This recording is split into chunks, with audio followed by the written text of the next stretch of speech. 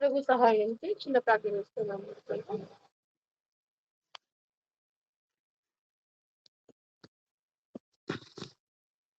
నా మాట క్లియర్ కదండి?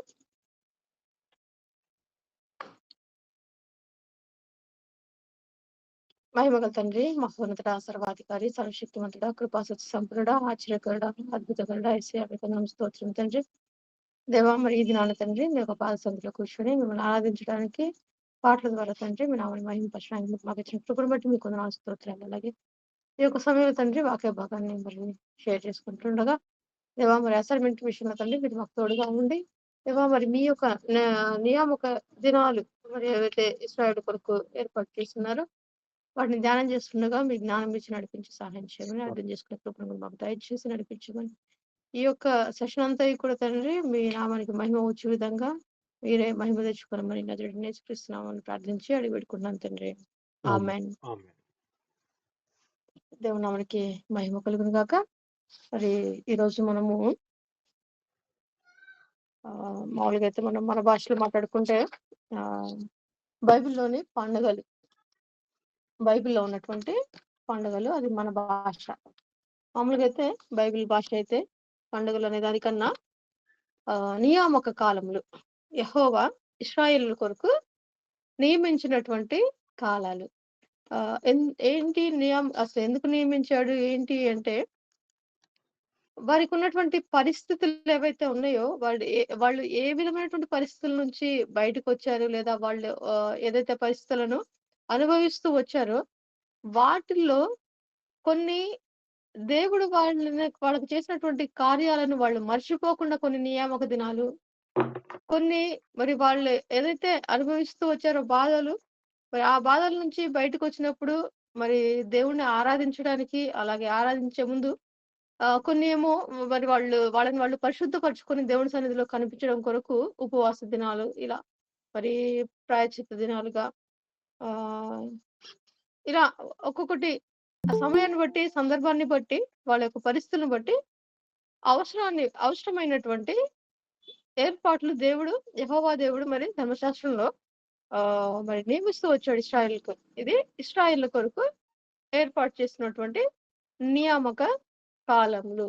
మరి వీటికి సంఘానికి అవి మనం పాటించవచ్చా అంటే క్లాస్ విన్న తర్వాత మనకు అర్థం అవుతుంది. ఎందుకంటే మనం ఎప్పుడైనా గుర్తుపెట్టుకోవాల్సింది, ధర్మశాస్త్రము కొట్టివేయడానికి ఆయన రాలేదు, కానీ నెరవేర్చడానికి వచ్చాడు దేవుడు. యెహోవా దేవుడు యేసు ప్రభు వలె శరీరధారిగా, ఆత్మ అయిన దేవుడు, ఆత్మ అయిన యెహోవా దేవుడు శరీరధారిగా, యేసు ప్రభు వలె శరీరధారిగా ఈ లోకానికి రావాల్సిన అవసరత మరి దాన్ని బట్టి రావడము. అంతేకాని ఆయన వచ్చింది ఏవైతే ప్రవక్తలు ప్రవచించారో ఆ ప్రవచనాలు నెరవేర్పుగా, వాళ్ళు ప్రవచించారు కాబట్టి నెరవేర్చడానికి వచ్చాడంటే అలా కూడా కాదు, కానీ అది అవసరం. సో దేవుడు మానవాళిని ఏర్పాటు చేశాడు, సృష్టించాడు. మరి అపవాది యొక్క మరి కుతంత్రం వల్ల మరి మోసపోయి మరి ఆది మానవులు మరి వాళ్ళు చేసినటువంటి తప్పును బట్టి వారికి మరణం అనేది మరి ఆపాదించబడింది. మరణం అనేది మరణ స్వభావం అనేది వాళ్ళకి వచ్చింది. ఆ మరణం ద్వారా పాప స్వభావం అనేది వాళ్ళకి వచ్చింది.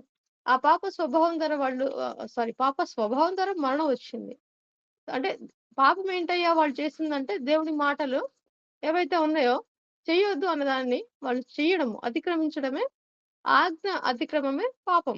మనకు తెలిసినటువంటి వాక్యము. ఆజ్ఞ వాళ్ళకేంటి ఇచ్చిన ఆజ్ఞ అంటే, మీరు ఈ యొక్క ఏదైనా తోటలో ఉన్నటువంటి అన్ని ఫలాలు తినండి, కానీ ఈ ఈ ఆ మధ్యలో ఉన్నటువంటి ఈ పండును మాత్రం తినొద్దు అని చెప్పినప్పుడు, మరి హవ్వ ఆజ్ఞను అతిక్రమించి, యెహోవా చెప్పినటువంటి ఆజ్ఞను అతిక్రమించి, అపవాది ఒకవైపు ప్రేరేపిస్తున్నప్పటికిని, లేదు నాకు నా దేవుడు నాకు ఈ ఆజ్ఞ ఇచ్చాడు, నేను దాన్ని మీరను అని చెప్పడానికి పోయి మరి ప్రలోభకు లోనై ఆ దేవుని ఆజ్ఞను మీరడమే ఇక్కడ అవ్వ చేసినటువంటి పాపము. దాంతో పాటు మరి మన ఆదాము విషయంలో చూస్తే ఎటువంటి విచారణ లేకుండా ఆదాము కూడా తినడం అనేది మనం చూస్తా ఉన్నాం. అది కూడా మరి పాపమే. సో ఆ పాపం వల్ల మరణం అనేది సంభవించింది. ఆ మరణకరమైనటువంటి ఆ పరిస్థితుల నుంచి మరి నాశనకరమైనటువంటి మరణం అది. దాని నుండి తప్పించడం కోసం యేసుప్రభు రావాల్సిన అవసరత ఉంది. ఆ యేసుప్రభు వచ్చే ముందు యేసుప్రభు రాకను, యేసుప్రభు రాకను ప్రవక్తలు ప్రవచించారు. అంతేకాని యేసుప్రభు ప్రవక్తలు ప్రవచించారు కాబట్టి యేసుప్రభు రాలా. సో, ఇప్పుడు ఆ పాపం ద్వారా వచ్చినటువంటి మరణానికి మరి ఆ విముక్తి కలగజేయడానికి, మరణం ద్వారా వచ్చినటువంటి నరకం నుంచి తప్పించడానికి యేసుప్రభు మానవ రూపంలో రావాల్సిన అవసరత ఉంది. మానవ శరీరధారిగా. మరి పరిశుద్ధ రక్తము ఆయనే చిందించాలి. రక్తం చిందించాలంటే దేవునికి రక్త మాంసాలు లేనటువంటి వాడు. ఆయన ఆత్మస్వరూపి. ఇప్పుడు ఆయన రక్తం చిందించాలంటే ఆయన మరి రక్తం ఎవరికుంటుంది? మనుషులకుంటుంది. ఆహ్, జంతువులకు కూడా ఉంటుంది రక్తము. కీటకాలకు కూడా కొన్ని కీటకాలకుంటాయనుకోండి. కానీ అవి పరిశుద్ధమైనవి కావు. వాటికి తెలివి లేదు. తెలివి ఉన్నది ఎవరికయ్యా అంటే ఒక మనిషికి. సరే ఆ మనిషి గూడా ఏం చేస్తా ఉన్నాడంటే తన పాపాల కోసం ఆ జంతువులనే వాడుతా ఉన్నాడు. ఈ మనిషి గూడా తమ పాపాల కోసము ఆ జంతువులనే వాడుతా ఉన్నాడు కానీ, ఆ జంతు బలనేది ఎప్పటికప్పుడు వీళ్ళ యొక్క మనుషుల యొక్క పాపాలు ఆ జంతువు మీద మోపబడతా ఉంది. ఆ తర్వాత ఏ రోజుకి ఆ రోజు దేనికి బలి దానికి సెపరేట్‌గా చేయాల్సి వస్తా ఉంది. అలాంటప్పుడు అది శాశ్వతమైనటువంటి బలిగా లేదు. సో, ఒక పరిశుద్ధమైనటువంటి, సమానమైనటువంటి బలి అర్పణ అనేది జరగాలి. అది జరగడం కోసము యేసు ప్రభు మరి తన యొక్క మరి శరీరధారిగా మానవ శరీరం ధరించి రక్త మాంసాలు కలిగి మరి రావడం జరిగింది. అది గూడా పరిశుద్ధంగా ఆయన జన్మించాడు. పురుషుని యొక్క ప్రమేయం లేకుండా ఆయన పరిశుద్ధంగా మరి జన్మించడం మనం చూస్తా ఉన్నాం. మనకు తెలిసిన విషయం. సో, ఆ ప్రవచించిన ప్రవచనాల్లో నెరవేర్పు ఇదంతా కూడా ఇలా కూడా జరిగింది. యేసు ప్రభువు వస్తాడని వాళ్ళు ప్రవచించారు. అలానే జరిగిందంటే, ఇప్పుడు ఈ యొక్క పాత నిబంధనలో ధర్మశాస్త్రంలో ఉన్నటువంటి అవన్నీ కూడా మనం ఇంతకుముందు ఒకసారి కూడా మనం చూసుకునేదంతా ధర్మశాస్త్రం అంతా కూడా ఒక మైలురాయి లాంటిది. ఒక దిక్సూచి లాంటిది. మనకి ఈ ఊళ్ళ దగ్గర మైలురాయిలుంటాయి గదా! ఇంత దూరంలో అదొస్తది. ఇంత దూరంలో అదొస్తది. ఇంకొక 5 కిలోమీటర్స్‌లో ఈ ఊరొస్తది. ఇంకొక 5 కిలోమీటర్స్‌లో ఆ ఊరొస్తదని. ఈ మైలురాయి తర్వాత మెయిన్ ఉన్నటువంటి బోర్డ్ ఆ గమ్యం అనేదే యేసుప్రభు. యేసుప్రభు ఆ గమ్యము చూసిన వాళ్ళు యేసుప్రభుని యాక్సెప్ట్ చేస్తారు. ఆ గమ్యం కాకుండా ఇంకా ఇంకా మైలురాయికి చూస్తూ ఆ గమ్యం కోసం ఎదురు చూస్తా ఉన్నారని ప్రెజెంట్ ఉన్నటువంటి యూదులు, యూద, ఇశ్రాయేలీయులు ఇంకా మైలురాయిని వెతుక్కుంటూనే ఉన్నారు కానీ, వచ్చినటువంటి గమ్యమైనటువంటి యేసుప్రభుని వాళ్ళు గమనించలేకపోతా ఉన్నారు. సో, ఇది మనము ధర్మశాస్త్రాన్ని పక్కన పెట్టడానికి వీల్లేదు. ఆ ధర్మశాస్త్రంలోనే ఉన్నాడు యేసుప్రభు. సో, ఇదంతా అయిపోయిన తర్వాత మనకి ఆటోమేటిక్‌గా అర్థమవుతుంది. వీటిలో మనం ఏవి పాటించొచ్చు, ఏవి పాటించకూడదు. పాటించకూడదనేది ఏం లేదు కానీ, అవసరమా? ఈ టైంలో అవసరం లేదా? చెయ్యొచ్చా ఇప్పుడు? చేయకూడదా?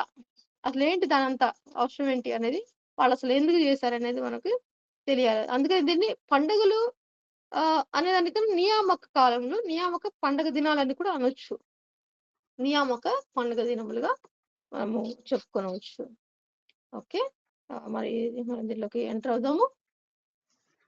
వీటిలో వచ్చేసి ఫీస్ట్ ఆఫ్ ద లార్డ్ యెహోవా నియామక కాలంలో మనకి మెయిన్ వచ్చేసేసి 20 లేవికాండము 23వ అధ్యాయంలో మనకు ఈ పండుగల గురించి మనకు ఉంటుంది. మనం చూడొచ్చు అక్కడ. మరి యెహోవా మోషేకు ఇలాగ సెలవిచ్చెను. నీవు ఇశ్రాయేలీయులతో ఇట్లనుము, మీరు చాటింపవలసిన యెహోవా నియామక కాలములు ఇవే. ఈ కాలములందు మీరు పరిశుద్ధ సంఘములుగా కూడవలెను. ఈ ఎవరెవరికయ్యా అంటే అందరికీ కలిపి చెప్తా ఉన్నాడు. ఒక్కొక్కళ్ళకి చెప్పట్లేదిక్కడ. ఈ నియామక కాలములు కుదిరిన వాళ్ళు, కుదరని వాళ్ళు అట్లా ఏం లేవిక్కడ. అందరూ ఇశ్రాయేలు సమాజం సర్వ సమాజం అక్కడ పరిశుద్ధ సంఘముగా కూడవలెను. నా నియామక కాలములు ఇవి. 6 దినములు పని చేయవలెను. వారము వారము 7వ దినము విశ్రాంతి దినము. 7వ దినము విశ్రాంతి దినము. ఇక్కడ 7వ దినము విశ్రాంతి దినం అనంగానే 7వ దినము శనివారము అని మాత్రమే అనుకోవద్దు. ఏడవ దినము శనివారం అని మాత్రం, విశ్రాంతి దినము శనివారం అని మాత్రమే అనుకోవడానికి లేదు. ఈ లెక్క మనం చూస్తే ఈ సెవెంత్ డే అడ్వెంటిస్ట్ వాళ్ళు జరుపుకునే శనివారపు ఆరాధన అనేది, సో అది ప్రతిసారి కూడా కరెక్ట్ కాదు. అంటే శనివారం అనేది ఎందుకు అంటే మనం ఆల్రెడీ బ్రదర్ క్యాలెండర్స్ గురించి మనకు చెప్పుకుంటూ వచ్చాడు. ఒక తెగ అక్కడ ఉన్నటువంటి జనాలు కొంతమంది సూర్యుడిని బేస్ చేసుకొని టైం టేబుల్ ని ఫాలో అవుతారు. ఇంకొంతమంది చంద్రుడిని బేస్ చేసుకొని సమయాన్ని ఫాలో అవుతారు. ఇది మనము విన్నాం. అలాగే అంటే కొంతమంది సూర్యుడు ఈ రోజు ఉదయం నుంచి సూర్యుడు ఉదయించిన దగ్గర నుంచి రేపు అస్తమయం మళ్ళీ రేపు ఉదయించేంత వరకు అంటే ఈ రోజు ఉదయం నుంచి రేపటి ఉదయం వరకు ఒక ఒక ఒక ఒక తెగ ఒక తెగ చెందిన వాళ్ళు ఒక రోజుగా భావిస్తే, ఈ రోజు బుధవారం అనుకోండి. ఈ రోజు బుధవారం ఉదయం సూర్యుడు ఎప్పుడైతే ఉదిస్తాడో ఆ టైం నుంచి మళ్ళా రేపు ఉదయం వరకు బుధవారమే. రేపు ఉదయం వరకు బుధవారమే. మళ్ళీ మనకి 12 దాటితే మళ్ళీ గురువారం. అట్లా కాదు వాళ్ళకు. అంటే ఒక తెగకి ఈరోజు ఉదయం లెట్స్ సే మనం 6 గంటలు అనుకుందాం. 6 గంటలకి మనకి సూర్యుడొచ్చాడనుకుందాం. మళ్ళా రేపు ఉదయము 6 గంటల వరకు కూడా వాళ్ళకి బుధవారమే ఉంటుంది. ఇంకొక జాతి ఎలా ఉంటుందంటే, ఇంకొక సెట్ ఈవినింగ్ నుంచి మళ్ళీ ఈవినింగ్. అస్తమయం నుంచి అస్తమయం అనుకుందాం. ఇలా ఆల్రెడీ బ్రదర్ ఎక్స్‌ప్లెయిన్ చేసాడు కాబట్టి నేను ఎక్కువ దాంట్లోకి వెళ్ళట్లేదు. సో, వాళ్ళ సమయాలన్నీ కూడా వాళ్ళెలా తీసుకుంటున్నారనేది అంతా చాలా చక్కగా ఎక్స్‌ప్లెయిన్ చేసాడు. ఇలా గూడా ఈ రకంగా చూస్తే మరి కాలాలను బట్టి మనం చూసినప్పుడు ప్రతి శనివారము విశ్రాంతి దినం అవ్వదు.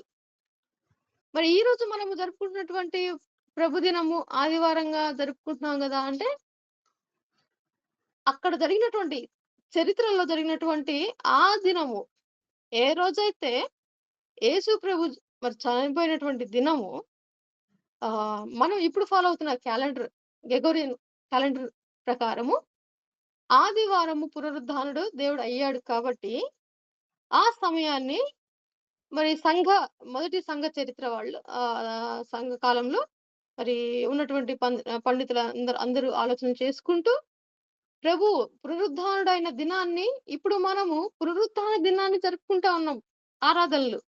అంతేగాని విశ్రాంతి దినాన మనం ఆరాధన జరపట్ల. విశ్రాంతి దినాన దేవుడు విశ్రాంతి తీసుకోమని, ఆయన పనిని ఆచరించమని చెప్పినటువంటిది ఇశ్రాయేలీయులకు. మనము ఈ సంఘ కాలంలో ఉన్నవాళ్ళు ప్రభువు దినాన్ని ఆచరిస్తా ఉన్నాం. విశ్రాంతి దినాన్ని కాదు. విశ్రాంతి దినాన్ని కావాలంటే పరిశుద్ధపరుచుకుంటూ వెళ్తా ఉన్నారు. కానీ అందరికి అనుకూలంగా అంటే ఇప్పుడు ఇక్కడ ఉన్నటువంటి ఈ విశ్రాంతి దినం కన్నా ప్రభు యొక్క పునరుద్ధానం శ్రేష్టమైనది. అది అసలైనది శ్రేష్టమైనదే. సో, ఇప్పుడు అందుకని మనము అందరం కలిసి ఎటువంటి ప్రాబ్లమ్స్ లేకుండా అది కాదు, ఇది కాదు, ఎందుకు ఈ గోల అంతా అన్నట్లు అసలైనది ప్రభు మన కొరకు ఆయన పునరుద్ధానుడు. ఆయన సజీవుడుగా ఉన్నాడు.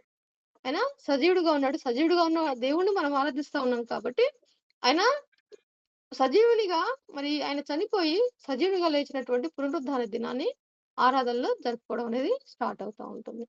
సో, దీన్ని బట్టి మనం చూస్తా ఉంటే మరి ఇక్కడ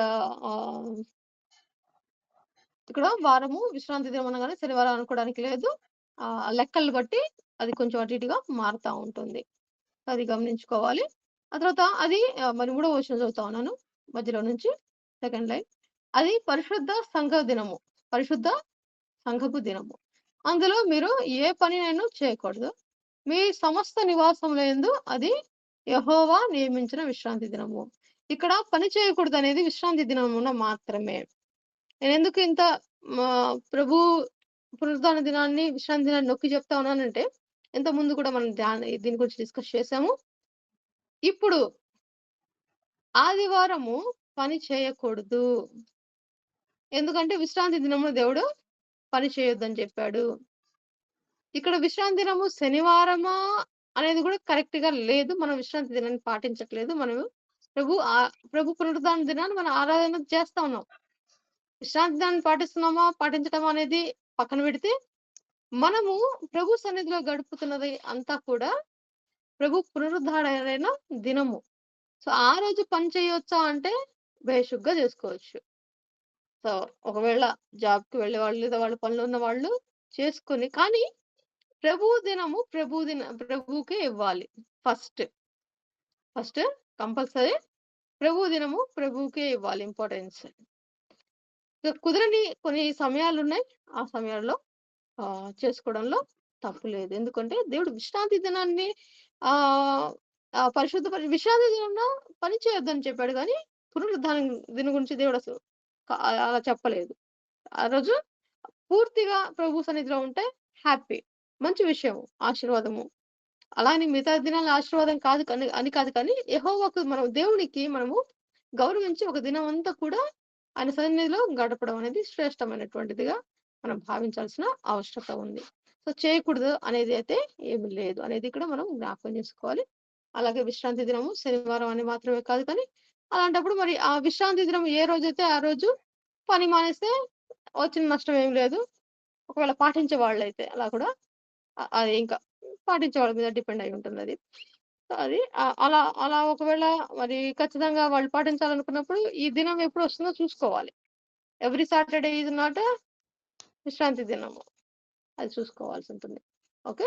సో, మనింకా ముందుకు వెళ్దాం. ఇక్కడ మరి ఆహ్, ఇవి యెహోవా నియామక కాలంలో నియమించినవి.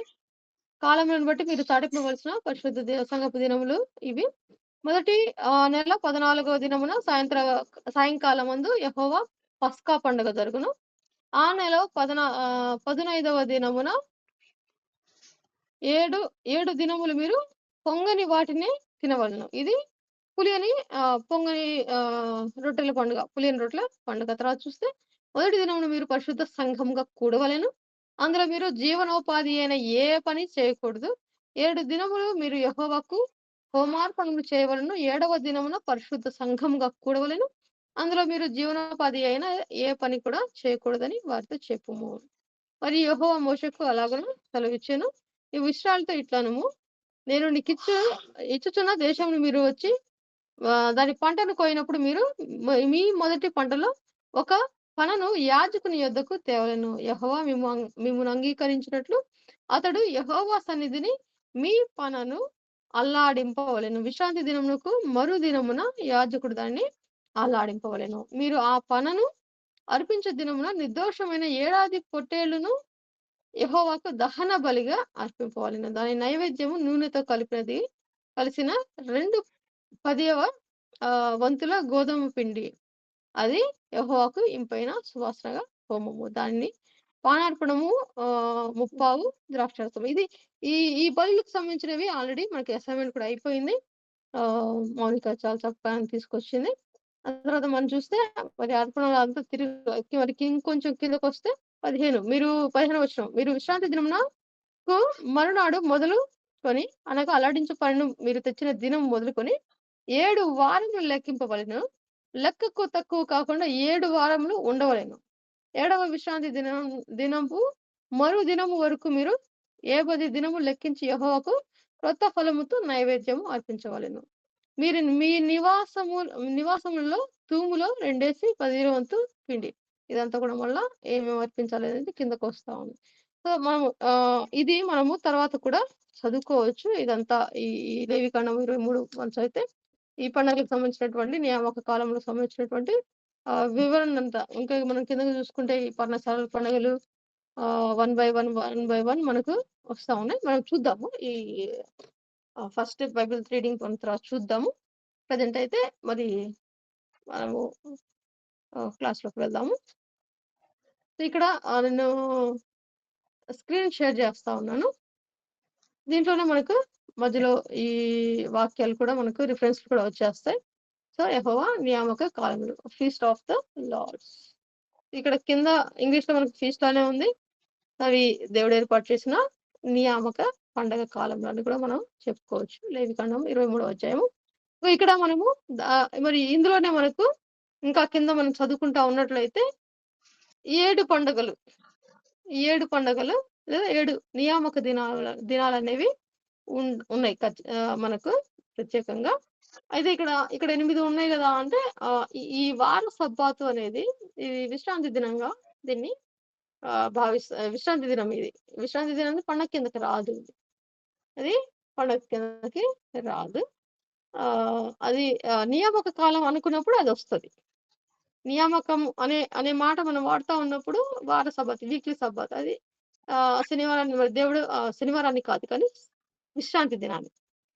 విశ్రాంతి దినాన్ని దేవుడు పరిశుద్ధపరిచి ఉన్నాడు కాబట్టి ఆ దినాన ఎవరు పని చేయకూడదనేది దేవుడు నియమించిన కాలం అది. అందుకని ఇక్కడ నియామక కాలంలో దీన్ని యాడ్ చేస్తా వస్తాం. ఇదైతే పండగ కాదు. నియామక కాలం. కింద చూస్తే మిగతాది అన్నిటికి పండుగలను ఉంటుంది మనకి చూడొచ్చు. అది మనం గమనించొచ్చు. రెండోది వచ్చేసేసి పస్కా పండుగ. పాసోవర్. పస్కా పండుగ గురించి ఆల్రెడీ నేను పంచుకుంటూ వచ్చాం మనము. నిర్గమకాండము మరి అన్న లేనప్పుడు మనం తీసుకున్నట్టున్నాం. అన్న మరి బహుశా లేనట్టున్నారు. ఆ టైంలో నేను తీసుకొని మరి పస్కా పండుగ గురించి వివరించాను. బహుశా గుర్తుందని అనుకుంటున్నాను. పండుగ ఇది కూడా దాంట్లోకి వచ్చేసేసింది మనకు. ఏమేమి తినాలి? ఈ చేదు కూరలు ఇవన్నీ కూడా మనము అది కూడా దాంట్లోకి వచ్చేసేసాయి. ఈ ప్రథమ ఫలముల పండగ. ఈ ప్రథమ ఫలం నెక్స్ట్‌ది ఫస్ట్ ఫ్రూట్. ప్రథమ ఫలముల పండగ. ఇది నాలుగోది. ఈ పనలు ఇవన్నీ మాట్లాడుకుంటా ఉన్నాం గదా! అవన్నీ కూడా దాని కిందకి వస్తా ఉంటాయి. తర్వాత వారముల పండగ. వారముల పండుగ అంటే ఇదే పెంతెకొస్తు పండగ. వారముల పండుగ అంటే పెంతెకొస్తు పండుగ. శృంగధ్వని పండుగ. Feast of trumpet. ఇప్పుడు జనాలకు నిజంగా చాలా వెర్రెక్కేసేసింది. అందరూ కూడా ఏదో చూపించుకోవడం కోసం లేదంటే షో ఆఫ్ కోసము ట్రంపెట్స్ తీసేసుకొని వాయిస్తూ వస్తా ఉన్నారు. దాన్ని యాక్చువల్ మీనింగ్ తెలిస్తే సాహసం అనేది చేయరు. దాని అంటే వాళ్ళకి మీనింగ్ తెలియక ఏం కాదు కానీ సాహసం చేస్తున్నారని జెప్పాలి. దేవునికి వ్యతిరేకమైనటువంటి సాహసం చేస్తున్నారనే చెప్పాలి. అంటే నార్మల్‌గా ఊదేది వేరు. అంటే ఆశపడి దాన్ని ఊదాలనిపిస్తుంది. అంటే మనకి ఇప్పుడు మనం చదువుతా ఉన్నాం. ఇశ్రాయేలు ఇప్పుడు అందరికి ఒకటి మనకు ప్రతి క్రైస్తవునికి కూడా ఒకటుంటుంది. ఇశ్రాయేల్ కాని క్రైస్తవులకి. ఇశ్రాయేలు ప్రాంతాలు తిరగాలి. ఎందుకంటే యేసు ప్రభు ఆ ప్రాంతాలు తిరిగాడు కాబట్టి. అలాగే ఇశ్రాయేల్‌ని చూడాలి. ఎందుకంటే ఎన్నుకొనబడిన జనాంగం అని జెప్పి. అలాగే ఇశ్రాయేల్ ఏదైతే పనులు చేశారో వాటిని తెలుసుకోవాలి. మరి వాళ్ళు వాడినటువంటి వస్తువులను ఈ ట్రంపెట్స్ అనేవి మనము ప్రకటన గ్రంథంలో కూడా చదువుతా ఉంటాం వీటి గురించి. సో, వీటన్ని చూసినప్పుడు వాటిని మనము ఒకసారైనా వాటిని పట్టుకోవాలి, వాటిని యూజ్ చేయాలి అని అనిపిస్తది. అది వేరు. అందులో ఉద్దేశ్యం లేదు. అందులో ఆశ ఉంది. దాన్ని జస్ట్ దాని గురించి తెలుసుకోవాలి. దాన్ని సెన్స్ చేయాలి. దాన్ని ముట్టుకోవాలనేది ఆశ తప్ప అక్కడ వేరే ఉద్దేశ్యం ఏమీ లేదు. కానీ ఉద్దేశ్యం పెట్టుకొని దాన్ని గనక మరి ట్రంపెట్‌ని గనక వాయిస్తే అది కొంచెం తీవ్రమైనటువంటి పరిస్థితిగానే భావించాలి. ఆ! అది దేవుని దృష్టిలో మాత్రం ఆహ్, తీ తీవ్రమైనదనే అనుకుంటున్నాను నేనైతే. తర్వాత మరి ఏడవ ఆహ్, పండగొచ్చేసేసి ఇక్కడ నియామక పండుగ వచ్చేసి ప్రాయశ్చిత్త దినము. ప్రాయశ్చిత్తార్థ దినము. ఇక్కడ వారేం జేయాలంటే ప్రాయశ్చిత్తం చేసుకోవాలి. తమను తాము ఆహ్, తమ పరిస్థితులను బట్టి ప్రాయశ్చిత్తం చేసుకొని నెక్స్ట్ జరుగుతున్నటువంటి దాని కోసం వీళ్ళు రెడీ అవ్వాల్సుంటుంది. ఏంటనేది తర్వాత చూద్దాం మనము. తర్వాత ఎనిమిదవదిగా పర్ణశాలల, గుడారాల పర్ణశాలలు లేదా గుడారాలు లేదా సుక్కోతు పండుగలు. ఇక్కడ మనం పర్ణశాలలు అనగానే ఆహ్, ఇది ఇప్పుడు హొసన మినిస్ట్రీలో జరిగే పర్ణశాలలు అలా అనుకోవడానికి లేదు కానీ, ఇక్కడ ఏదైతే ఇప్పుడు అది చేసే అంటే అలాంటిది చాలా మంది కూడా మరి అక్కడ జరుగుతున్నట్టు గుంటూరులో జరుగుతున్నట్టు పర్ణశాలలు ఈ ఈ పేరు తీసుకొని అవును. పేరు తీసుకొని పెట్టుడులో తప్పేముంది? మనం ఫాలో అవుతుందే బైబిల్‌ని గదా! తప్పు కాదు. కానీ అలానే ఇక్కడ ఏదైతే జరిగిందో అక్కడ అదే జరిగిందంటే అది ఇది ఒకటి కాదు. అది ఇది ఒకటి కాదు. ఇది ఇశ్రాయేలుకి దేవుడు ఏర్పాటు చేసినటువంటి ఆహ్, ఒక దినము. ఈ గుడారాల పండుగొచ్చేసేసి ఈ సేవకునికి దేవుడు ఇచ్చిన ఒక దర్శనం. సో, ఇది పూర్తిగా పూర్తిగా వేరు. అంటే వీటి సందర్భాలు వేరు. అసలు ఆ కాలాలే వేరు వాటికి. ఏది తప్పు కాదు, ఏది చేయకూడనిది కాదు.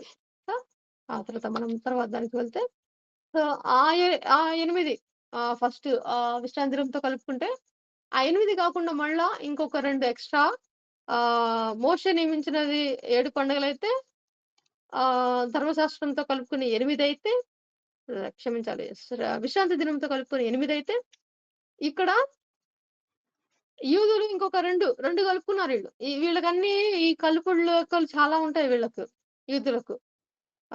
అలా కలిపే ఈరోజు ఈ పోపులను తెచ్చిపెట్టి పోపులు ఇప్పుడు వాళ్ళు యూజ్ చేస్తున్నటువంటిది అసలు బైబిలే సెపరేట్. సో, అలా వచ్చేసేస్తా ఉన్నాయన్నమాట.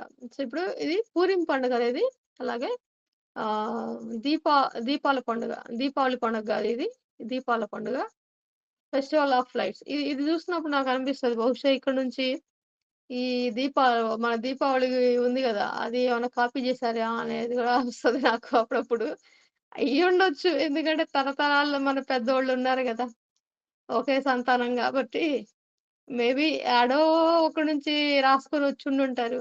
ఎందుకంటే మన ఇండియాకు సంబంధించినవి అన్ని కాన్స్టిట్యూషన్ గానివ్వండి, దేవతలు కానీ అటు దేవుళ్ళే పరాయి దేశం నుంచి కాపీ పేస్ట్‌లు. సో, అందులో ఇంక ఈ దీపావళిదేముందిలే గానీ, సో, ఇవి అయితే ఎక్స్‌ట్రాగా యూదులు కలుపుకున్నటువంటి పులిహోర లాంటి ఒక 2 ఎక్స్‌ట్రా పండుగలనమాట ఇవి. తర్వాత చూస్తే మనము మరి విశ్రాంతి దినం గురించి మనం ప్రత్యేకంగా చెప్పాల్సిన అవసరం లేదు. మనకు తెలిసిన విషయమే. ఇక్కడ పస్కా పండుగ మనం చూస్తా ఉన్నాం. పస్కా పండుగ గూడా నేను ఆల్రెడీ పంచుకున్నాను కాబట్టి ఎక్కువగా మనం జస్ట్ అవుట్‌లైన్ చూసుకుంటూ వెళ్దాం. ఇక్కడ ఉన్నటువంటి లేవి ఇందాక చదివాం గదా! లేవి 23 4-8 వరకు ఇదంతా చూస్తే ఇందాక దీంట్లోనే పస్కా పండుగొస్తుంది. అలాగే పులియని రొట్టెల పండుగ. ఈ 2 కూడా వచ్చేస్తాయి. ఇది ఈ 2 విడదీయడానికి ఉండదు. పస్కా పండుగ, ఆ తర్వాత వెంటనే మనం చూస్తాము నిర్గమకాండం గూడా మనము ఎట్ ఎ టైమ్ మనం రీడింగ్ మనకవుతా ఉంది. వాళ్ళేం చేస్తారంటే ఐగుప్తు విడిచి వచ్చేటప్పుడు పులిహోర రొట్టెల పండుగ చేస్తారు. ఎందుకంటే వాళ్ళు వెంటనే అన్ని మూటముళ్ళు అప్పటికప్పుడు సర్దుకొనొచ్చారు గదా! వచ్చినప్పుడు వాళ్ళేదైతే అంటే వాళ్ళు బయటకొచ్చిన తర్వాత అట్‌లీస్ట్ వాళ్ళ దగ్గరున్నటువంటి పిండి పులియలేదు. అంత ఫ్రెష్‌గా వాళ్ళు వెంటనే హడావిడిగా ఒక రకంగా వాళ్ళు ఐగుప్తీయులు వీళ్ళని తరిమేసేసారు. "మీకు దండం పెడతాను పోండయ్య కావాల్సిందంతా తీసుకొని బోండి. మాకది కావాలి, ఇది కావాలంటే ఏది కావాలంటే అది తీసుకొని మమ్మల్ని మాత్రం వదిలేసి అన్నీ తీసుకొని పోండి" అని చెప్పేసేసి మరి వారి ప్రథమ సంతానం చనిపోయినప్పుడు అలా చేయడం మనం చూస్తా వచ్చాము. సో, ఇక్కడ మరి ఈ 2 ఇక్కడ మనం చూడగలం. సో, ఆ తర్వాత నిర్గమకాండము 12వ అధ్యాయము 1 28 అక్కడ చూసినప్పుడు మనకు ఈ పండుగల గురించి ఉంటా ఉన్నాయి. మన నేనెందుకు మొత్తం మళ్ళీ రీడ్ చేయట్లేదు అంటే, మనము ఎటు ఆన్ గోయింగ్ ఇవన్నీ ధ్యానం చేస్తా వస్తాము. సో, ఇది అసైన్‌మెంట్ వరకు మనకు కాబట్టి, మనకు ఆల్రెడీ ఒక ఐడియా ఉంది కాబట్టి, ఇంతకుముందు కూడా వీటి గురించి డిస్కస్ చేస్తూనే వస్తున్నాం మనం. కాబట్టి ఎక్కువగా ఇవన్నీ రిఫరెన్స్‌లు నేను తీయట్లేదు. నేను ఇవాళ ఆల్రెడీ మన సీడియంలో ఇది షేర్ చేశాను. మీరు తర్వాత కూడా ఎప్పుడైనా చూడొచ్చు. ఆ తర్వాత సంఖ్యాకాండము 9 9వ అధ్యాయము 1-4లో చూస్తే అక్కడ కూడా దీని గురించి ఉంటుంది. అలాగే సేమ్ 28, 16, 25 అలాగే డ్యూటెరానమీ ద్వితీయోపదేశ కాండము 16వ అధ్యాయము 1-8 అది చూస్తే మనకు వీటి గురించి పస్కా పండుగ గురించి మనకుంటుంది. పాసోవర్. సో, పాసోవర్ ఈ ఇంగ్లీష్‌లో చూస్తే మనకి తెలుగులో పస్కా పశువు అనేది మనకు ఇలా చూస్తాము. ఇంగ్లీష్‌లో అది చూస్తే గనక పాస్ ఓవర్ అయిపోయింది అన్నట్లుగా మనకు కనిపిస్తదా? వెళ్ళిపోయింది అని. ఇది ఏదైతే మనము ఈ అక్కడ ఇశ్రాయేల్‌లో మరి ఐగుప్తు దేశంలో ఈ ఉంది గదా! ఆహ్, మరణ మరణదూత మరణదూతని మరి దేవుడు పంపించినప్పుడు పాస్ ఓవర్ దాటి వెళ్ళిపోవడం అనేది మనం చూస్తా వచ్చాం. ఇక్కడ మరి ఈ పస్కా పండుగలో ఏంటి అంటే మరి లోపలికి కొంచెం జస్ట్ చూసుకుంటూ వెళ్ళిపోదాం. నియామక కాలాలు. వీటి నియామక కాలాలు ఏంటి అంటే మొదటి నెల 14వ దినము. మొదటి నెల 14వ దినము. మొదటి నెల ఇక్కడ మత సంబంధమైనటువంటి నెల అది మార్చ్, ఏప్రిల్. నిస్సాను మాసము. మనము నిస్సాను మాసం అని బ్రదర్ చాలా సార్లు మనకు చెబుతూ వచ్చారు. అది. ఆ తర్వాత పాత పేరు అబీబు. అబీబు నెల అని మనకు బైబిల్‌లో ఉంటుంది. నిస్సాను మాసం అని కూడా మనకు బైబిల్‌లో ఉంటుంది. అదే మార్చ్, ఏప్రిల్ టైము. సో, ఇది ఈ మార్చ్, ఏప్రిల్ టైంలో ఏంటంటే వర్షాలు పడతాయి వాళ్ళకు. వాళ్ళకు వర్షాలు పడతాయి. ఆ టైంలోనే వాళ్ళకు పంటలు గూడా పండే టైం. అందుకే మనకిక్కడ చదువుతాం. పనలు, పనలు అని ఇప్పుడు ఇందాక చదివాం గదా మనం. సో, వాళ్ళకది పంటలు పండే సమయం. పనలు అనేది ఎందుకు వాడతా ఉన్నారంటే, ఈ బార్లీ, అవిసె నార ఇవన్నీ కూడా నార అని వచ్చింది గదా మనకు. ఈ మనకి ఆహ్, ఇప్పుడు వరి పంట ఉంది గదా! వరి పంటని వరి చెట్లు అనం మనం. వరి చెట్లు అనము. సో, వరి నారు, వరి నాట్లు లేదా ఆ తర్వాత ఎండిపోయిన తర్వాత పనలు వాటిని పనలనే అంటారనమాట. ఏదైతే ఒక గ్రూప్‌గా పెట్టుకుంటామో వాటిని ఒక కట్టలుగా కట్టుకుంటూ వాటిని పనలుగా మరి చెప్పుకుంటూ వస్తారనమాట.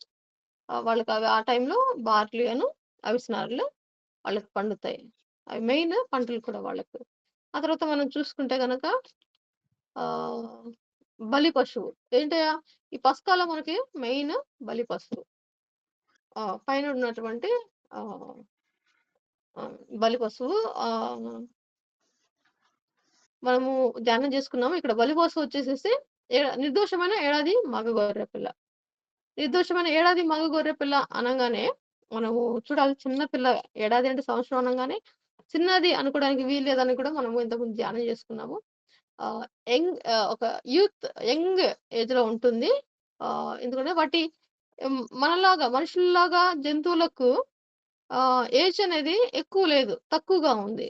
కాబట్టి వాళ్ళు ఒక సంవత్సరం లోపు జంతువులనేవి ఆహ్, వాటి యవ్వన దశలో ఉంటాయి. యవ్వన దశలో ఉంటాయి.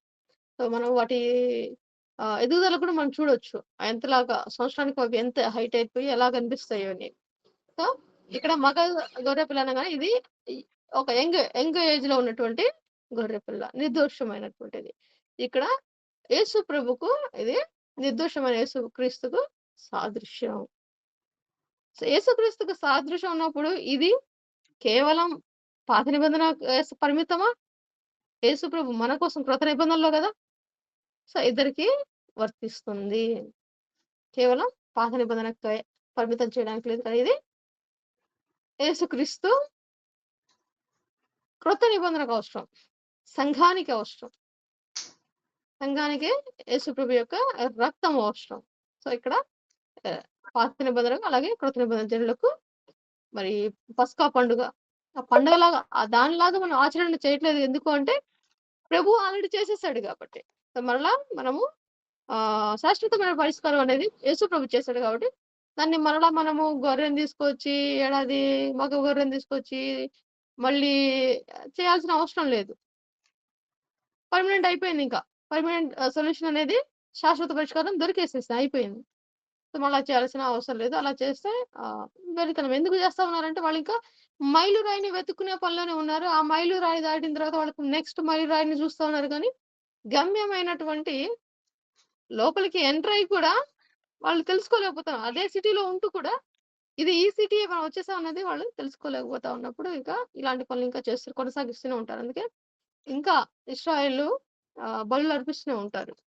ఇశ్రాయేల్‌లో జ్యేష్ఠ పుత్రునికి బదులుగా యేసు ప్రభు ఆహ్, మన కొరకు మరి చేయబడిన ప్రత్యామ్నాయ బలి. అంటే ప్రత్యామ్నాయ అంటే ఆహ్, కొరకు నా కొరకు ఆయన బలయ్యాడు. నా ప్లేస్‌లో ఆయన బలయ్యాడన్నట్లు. సో, తర్వాత పస్కా ఆచరించే పద్ధతి కూడా మనము ఇంతకుముందు ఆల్రెడీ ధ్యానం చేసాం. మరలా ఒకసారి జస్ట్ నార్మల్‌గా చూసుకొని వెళ్దాము. ఇక్కడ మొదటి నెల దశమి నాడు. దశమి నాడు అనంగానే దసరా పండుగ అనుకోవడానికి లేదు. సో, మనం ఏది చూసినా కానీ మనం ఏమంటామంటే అన్యులది మనం ఆచరించొద్దు అనేది మనం పట్టుకున్నాం కానీ, అన్యుల ఆచారం అంతా కూడా అంతా అంటే ఆ పదాలు ఇవన్నీ కూడా వాళ్ళు ఎక్కడి నుంచి తెచ్చుకున్నారంటే, ఇక్కడే చూస్తాం మనం. సో, ఇక్కడి నుంచే స్టార్ట్ అయింది. ఏది స్టార్ట్ అయినా అబ్రాహాము నుంచే స్టార్ట్ అయింది. అబ్రాహాము సంతానం నుంచే స్టార్ట్ అయింది. కాబట్టి ఆ పదాలనేవి అన్యుల దగ్గర నుంచి మనం అడాప్ట్ చేసుకోవట్లేదు.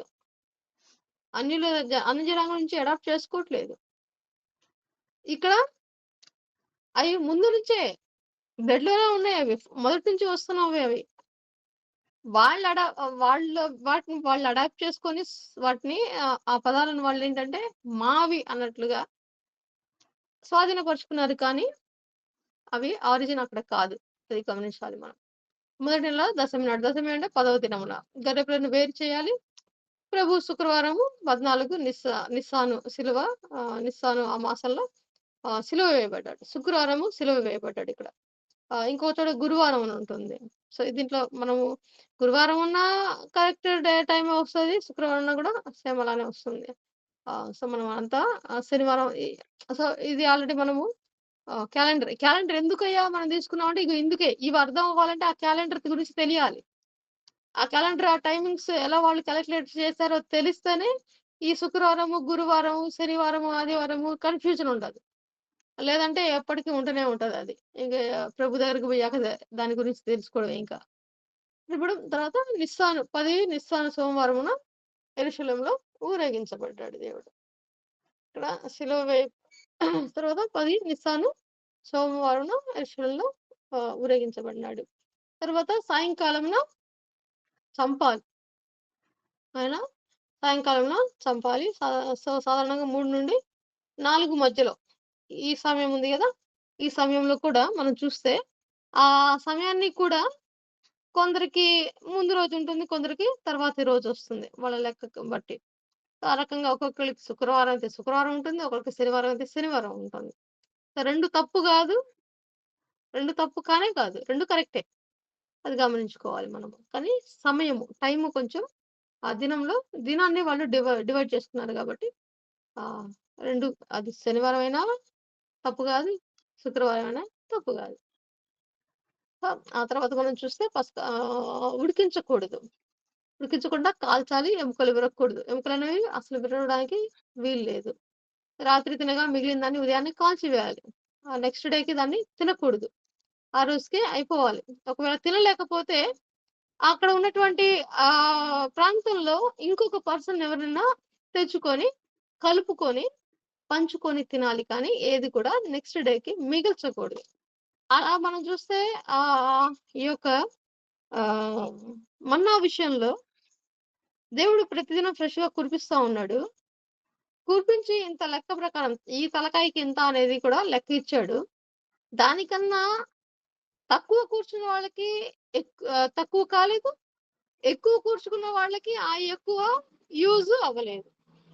ఆ ఎక్కువ యూజ్ కూడా అవ్వలేదు. పాడైపోయిందది. అది కూడా మనము చూస్తూ వచ్చాం. సేమ్ ఇక్కడ కూడా అంతే. అది ఎక్కువగా మనము నెక్స్ట్ డేకి అవసరం లేదు. ఉంచకూడదు దాన్ని. అందుకనే ఇంకొకళ్ళని తినలేకపోతే ఎక్కువైపోతే ఇంకొకళ్ళని తెచ్చుకోవాలి. ఆ రకంగా చూస్తే ఏంటయ్యా అంటే ఇక్కడ మామూలుగా అయితే ఇది ఇశ్రాయేలుకి మాత్రమే కానీ ఇక్కడ మరి అవతల ఇంకెవరైతే కొనబడిన దాసుడు ఎవరైనా ఉన్నా దాన్ని తినొచ్చు పస్కా. అపవిత్రుడైన వాడు ప్రయాణంలో ఉన్నటువంటి వాడైనను కొనబడిన దాసుడైన పస్కాను తినాలి. సో, ఇది కూడా మనము ఇప్పుడు ప్రతి ఒక్కళ్ళకి ఇది పస్కా అనేది ప్రతి ఒక్కళ్ళకి అంటే ప్రతి ఒక్కళ్ళకి ఇన్ ద సెన్స్ కొనబడాలి. దేవుడు రక్తాన్ని చిందించాడు. ఆ రక్తంలో కొనబడిన వాళ్ళెవరైతే ఉన్నారో వాళ్ళందరూ కూడా పస్కాను ఆచరించడానికి అర్హులే. కొనబడిన వాళ్ళు. అందరూ కొనబడిన వాళ్ళు. ఇప్పుడు యాక్సెప్ట్ చేసి నేను రక్షించబడ్డాను క్రీస్తులో. క్రీస్తు నా కొరకు రక్తాన్ని కార్చాడు. కాబట్టి నేను పస్కాను అంగీకరిస్తున్నాను, స్వీకరిస్తున్నానని ఎవరైతే స్వీకరిస్తారో వాళ్ళందరికి కూడా ఈ పస్కాను ఆచరించే అర్హత ఉంటుంది. ఆచరించొచ్చు. ఆ రకంగానే అన్ని జనులమైన మనకు దేవుని రక్షణ మన దగ్గరకొచ్చింది. సో, ఇక్కడ మనం ఇంక ఈ ప్రశ్న మనకు ఉండదింక. పస్కా పశువులు చనిపోయేది శుక్రవారము. నిస్సాను అయితే మరి గురువారం ఆహ్, నిస్సాను మరి ప్రభు శిష్యులు పస్కాను ఆచరించారు. ప్రభు శిష్యులు పస్కాను ఆచరించేది గురువారం. ఇక్కడ మనం పైన చూస్తే శుక్రవారం అని ఉంది గదా! ఇక్కడ శుక్రవారం ఉంది. మరి అలా ఎలా అని చెప్పేసి మనం చూస్తే మనకు తెలుసు ఆల్రెడీ మనము స్టడీ చేసాం కాబట్టి మనకి డౌట్ రాదు. ఈ ప్రశ్న కూడా మనకు రాదు. ఆ తర్వాత చూస్తే మరి ఇందాక చెప్పాను గదా! ఇది. 2 ప్రాంతాల్లో యూదులున్నారు. గలిలయలోని యూదులు, ఉత్తర పాలస్తీనా వాళ్ళు. యూదయలోని యూదులు, దక్షిణ పాలస్తీనా వాళ్ళు. వీళ్ళకొక టైం ఉంటుంది. వీళ్ళకొక టైం ఆచరిస్తారు. సో, వీళ్ళేం జేస్తారంటే ఈ యూదులు మరియు సద్దుకయ్యులు యూదయలోని సూర్యాస్తమయం నుండి సూర్యాస్తమయం వరకు. ఉదయం నుంచి మళ్ళీ ఉదయం వరకు. ఆహ్, సూర్యాస్తమయం అంటే సాయంత్రం. అస్తమించే టైం. నుంచి మళ్ళా సాయంత్రం వరకు ఒక దినానిగా వీళ్ళు తీసుకుంటారు. అలాగే వీరికి నిస్సాన 14 శుక్రవారం వస్తుంది వీళ్ళకి. ఎందుకంటే సాయంత్రం తీసుకుంటున్నారు గదా! అందుకని జెప్పేసి. శుక్రవారం సాయంత్రం నుంచి మళ్ళా ఆహ్, శుక్రవారం సాయంత్రం వీళ్ళ లెక్కొస్తే మన లెక్క శుక్రవారం సాయంత్రం అంటే నెక్స్ట్ డే మళ్ళీ 12 దాటితే మనకి శనివారం అవుతది. కానీ వీళ్ళకలా కాదు. అది మనం గమనించాల్సుంటుంది. సో, ఆ రాత్రి వీళ్ళు పులియని రొట్టెల పండుగను గూడా వీళ్ళకి పులియని రొట్టెల పండుగ నెక్స్ట్ వెంటనే పస్కా అయిపోయిన వెంటనే పులియని రొట్టెల పండుగనేది స్టార్ట్ అయిపోతుంది. అంటే గలిలయ అనే వాడికేంటి ఇది యూదులకు సంబంధించినది. మరి ఇప్పుడు గలిలయలో ఉన్నటువంటి యూదుల పరిస్థితి ఏంటి? యూదయలో ఉన్న యూదులకు సంబంధించింది. ఇది గలిలయలోని యూదులకు సంబంధించింది. వాళ్ళెలా జూస్తారంటే ఇది వీళ్ళు ఉదయం నుంచి ఉదయం వరకు. వాళ్ళు సాయంత్రం నుంచి సాయంత్రం జూస్తే వీళ్ళు ఉదయం నుంచి ఉదయం జూస్తా ఉన్నారు. సో, వీళ్ళకు ఇదొస్తుందన్నమాట. ఇక మధ్యాహ్నం నుంచి మధ్యాహ్నం చూసుకునే బ్యాచ్‌కి ఇంకొక రోజు అట్లా వస్తది. అటు ఇటుగా అని చూసుకోవచ్చు. సో ఇదంతా ఈ సమాచారం అంతా ఎక్కడి నుంచి వచ్చిందనేది యాక్చువల్లీ ఇదంతా ఈ దీన్ని చూస్తే మీకు అర్థమవ్వాలి. ఇది జోష్ లీలన్ అంకుల్ మా ప్రొఫెసర్ తన నోట్ ఇది. తన యూట్యూబ్ నుంచి నేను తీసుకున్న ఇన్ఫర్మేషన్ ఇది. సో ఆయన మరి ఈ ఇన్ఫర్మేషన్ ఆయన తీసుకున్నది కాదు కానీ, ఈ ఇన్ఫర్మేషన్ అంతా ఎక్కడుందయ్యా మనకు అంటే మనకి ఆల్రెడీ బ్రదర్ గూడా మనకి చెప్పారు. ఈ ఈ యొక్క బుక్ ఈ సమాచారం ఫ్లేవియస్ జోసెఫస్ ఇతను మెయిన్ ఫిలాసఫర్ ఈయన మెయిన్ ఫిలాసఫర్ ఈయన. సో, ఇతని బుక్స్ ఎక్కువగా మనము హిస్టరీస్ ఇతనివి ఎక్కువ ఫాలో మనకు హిస్టారికల్‌కి సంబంధించిన ఈవెంట్స్ ఎక్కువ ఫ్యాక్ట్స్ ఇతనివి ఫాలో అవుతా ఉంటారు. If I am not wrong. Okay. So, okay. ఇది antiquities of Jews and wars of Jews అనే ఈ పుస్తకాలలో ఈ ఫ్లేవియస్ జోసెఫస్ అనేతను రాసినటువంటి ఈ బుక్స్ నుంచి మరి తీసుకోవడం అనేది జరిగింది. అలాగే ఈ టామిడ్, ఈ బెర్కాట్ వీటిలో కూడా మరి ఉంటుంది. మిస్మా అనేది ఈ బుక్‌లో కూడా వీటి గురించి ఇన్ఫర్మేషన్ ఉంది. అవి మన దగ్గర లేవనుకోండి. ఆన్‌లైన్‌లో దొరికే వెబ్‌సైట్‌లలో దొరుకుతది. ఆన్‌లైన్‌లో గాని వెబ్‌సైట్‌లో దొరుకుతది అనుకున్నానది. సో, తర్వాత పులియని రొట్టెల పండుగ. సో, వెంటనే వచ్చేస్తది. పస్కా వెంటనే పులిహోర రొట్టె పండుగ మనము ఇక్కడ చూస్తా ఉన్నాం. సో, పులియకూడదసలు. ఆళ్ళు చేసేది పులియకుండానే తినేసేసేయాలి. అది గూడా లెక్కించబడుతుంది. పస్కా పండుగ కొనసాగింపు ఇది. అది గూడా మనం చూస్తా వచ్చాం. ఇది లూకాసు వార్త 22:1 ఇది ఒకసారి చూద్దాము.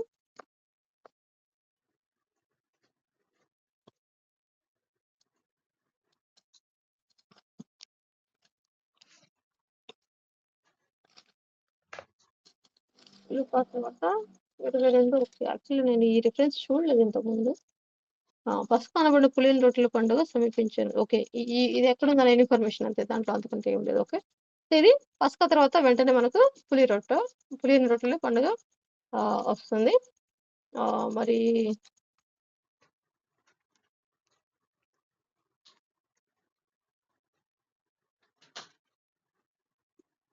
నిమిషాలు.